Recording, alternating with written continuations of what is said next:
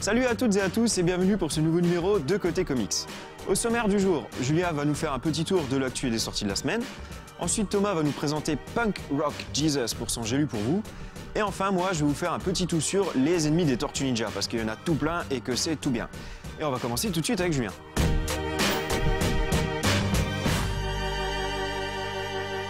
Salut à tous, de l'actu, des comics, c'est tout de suite. Du nouveau côté série TV, après The Walking Dead, Euro et Agents of S.H.I.E.L.D., une nouvelle série tirée de l'univers des comics va voir le jour, elle s'appelle Gotham. Elle sera centrée sur le département de police de Gotham City, et notamment les premières années du commissaire Jim Gordon dans la ville. On nous promet aussi l'apparition de villas bien connues de l'univers, mais peu de chance d'y voir Batman lui-même. C'est la Fox qui a acheté les droits de cette nouvelle série, en collaboration avec la Warner Bros et Bruno Heller, le créateur de The Mentalist. Pas de date fixée pour les débuts de cette série. On reparle un peu d'All New Marvel Now, cette deuxième vague de nouveaux titres chez Marvel. De nombreux teasers ont été dévoilés, nous promettant notamment du mouvement du côté des X-Men de Bendis, ou encore du côté de Superior Spider-Man par Dan Slott. On pressent aussi une nouvelle série Silver Surfer par le scénariste Dan Slott justement, et le dessinateur Michael Red. Toutes les réponses bientôt à la Comic-Con de New York, mais ce que l'on sait avec certitude, c'est qu'une nouvelle série She-Hulk va voir le jour, par les auteurs Charles Soule et Javier Pulido en février 2014. Tout de suite, les sorties du mois d'octobre.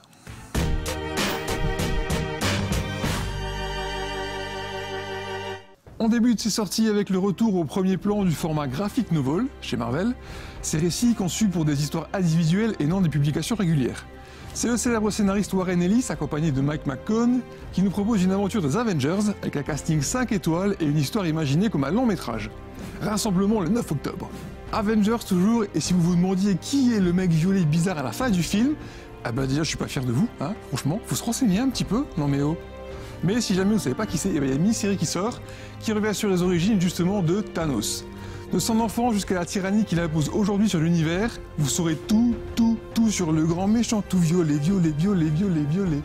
C'est signé Jason Aaron et Simon Bianchi, ça sort en kiosque le 15 octobre, et tu lis.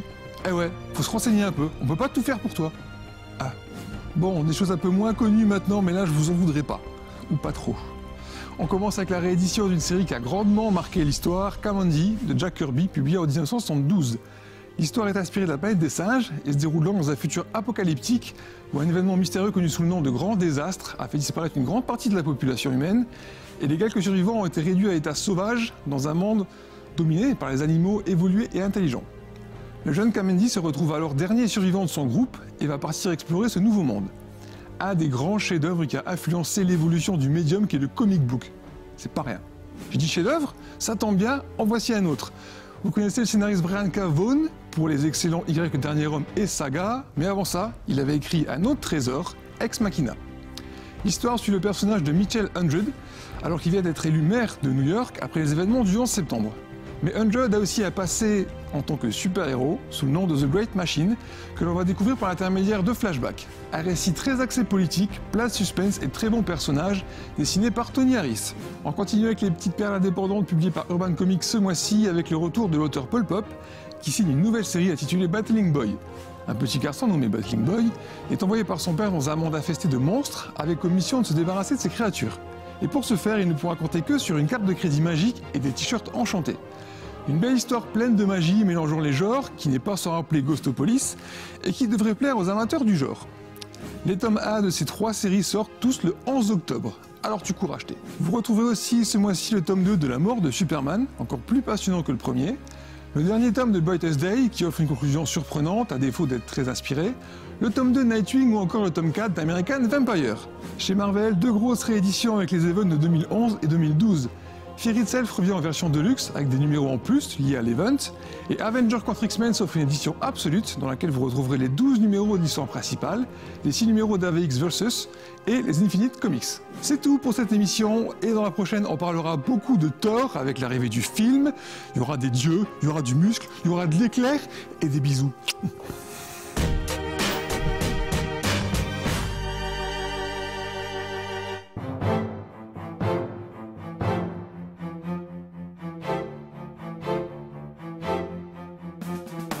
Bonjour, aujourd'hui j'ai décidé de parler de Punk Rock Jesus. Punk Rock Jesus, c'est un comics dans lequel on va suivre la vie du clone de Jésus-Christ et toutes les personnes qui l'entourent et qui gravitent autour de lui.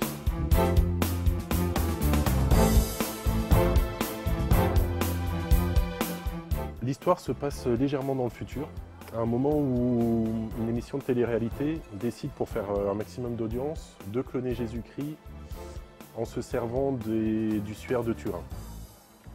Forcément, cette décision va déclencher et déchaîner les passions, notamment des fondamentalistes chrétiens qui ne vont pas être forcément très contents de cette décision. On va suivre l'évolution de Chris, donc le clone de Jésus, d'année en année, jusqu'à ce qu'il devienne adolescent et que, comme beaucoup d'adolescents, il fasse une crise d'adolescence.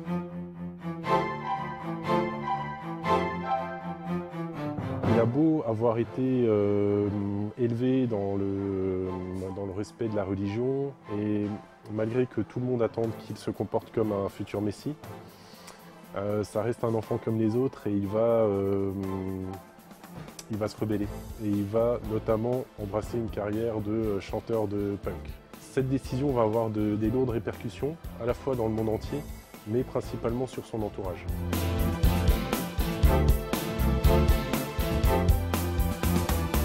Punk Rock Jésus est scénarisé et dessiné par Sean Murphy. Et dans cet album, donc il est complètement aux commandes et il livre une partition sans faute. C'est vraiment un album qui est magnifique, hyper dynamique, très bien dessiné, qui se feuillette et qui se lit d'une traite.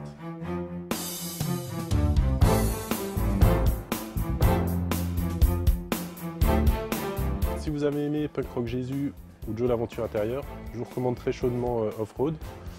Off-Road qui est une œuvre de jeunesse de Sean Murphy que Urban Comics vient d'éditer en France.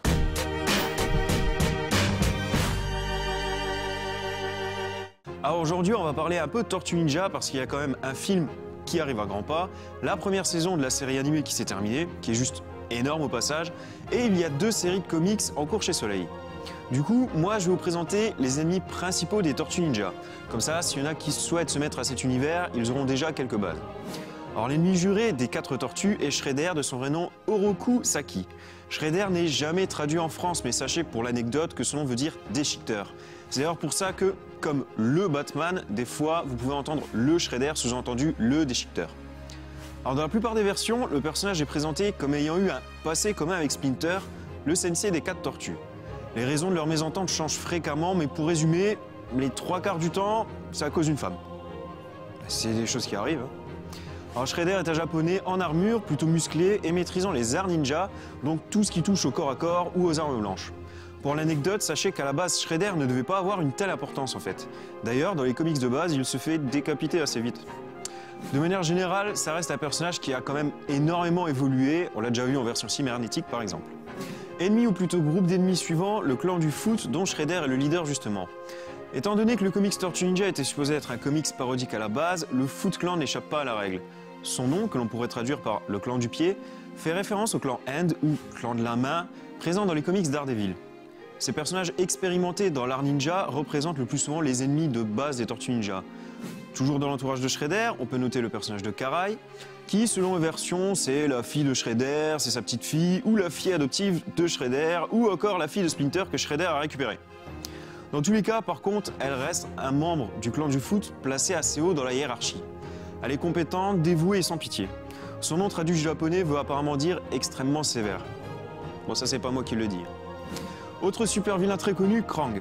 Dans l'animé de 1987, le personnage est quand même pas mal entouré en fait. C'est une sorte de cerveau chewing-gum qui est commandant de l'armée des soldats de pierre, mais surtout qui est en possession du Technodrome, qui est une méga forteresse surpuissante et blindée d'armes. Banni de la dimension X, le personnage a 2 buts. Son premier est de prendre le contrôle de la Terre, évidemment. Le deuxième est de récupérer un corps qui sera créé par Shredder pour sceller leur alliance. Dans le comics de 2012, c'est par contre un général, le général Krang, et dans la série animée actuelle, il n'y a pas un Krang, mais une race entière de Krang qui se déplace dans des androïdes afin de conquérir la Terre. Ouais, il y a des choses qui changent pas. Bon, ça c'était pour les principaux. Maintenant, il y en a pas mal d'autres qui restent assez connus, comme le roi des rats, qui contrôle télépathiquement les rats ou avec une flûte. Il y a Baxter Stockman, souvent appelé tout simplement Baxter, qui est un scientifique complètement cinglé, spécialisé dans la robotique. Ceux qui ont regardé la série animée de 1987 le connaissent surtout sous cette version, avec des papates et des petites ailes, et il fait bzz bzz. Bref, c'est une mouche. Maintenant, dans toutes les autres versions, soit il reste un vilain scientifique, soit son corps est modifié cybernétiquement. A noter par contre qu'il a été confirmé que Baxter se transformera une nouvelle fois en mouche dans l'animé actuel. Ensuite, il y a les Mauser, créés par Baxter Stockman justement, qui sont des petits robots bien pratiques pour les séries animées, parce que du coup, les tortues peuvent les détruire. Bah oui, ils ne peuvent pas tuer les membres du clan du foot, ce sont des hommes, ça serait trop violent pour la télé. Alors du coup, bah ils tapent sur du métal. Bon, il y en a encore quelques autres, comme Slash par exemple, ou encore les incontournables Bebop et Rocksteady, que j'adore, mais il n'y en a plus beaucoup le temps. Sachez qu'en plus de tout ça, il y a 4 tortues, un rat, la jolie April, Kazé, et vous serez prêts. Et voilà, c'est la fin du tout sûr qui marque également la fin de l'émission. On se retrouve très vite pour encore plus de comics, d'ici là, portez-vous bien, et n'hésitez pas à rejoindre notre page Facebook. On vend des tortues. Ciao tout le monde!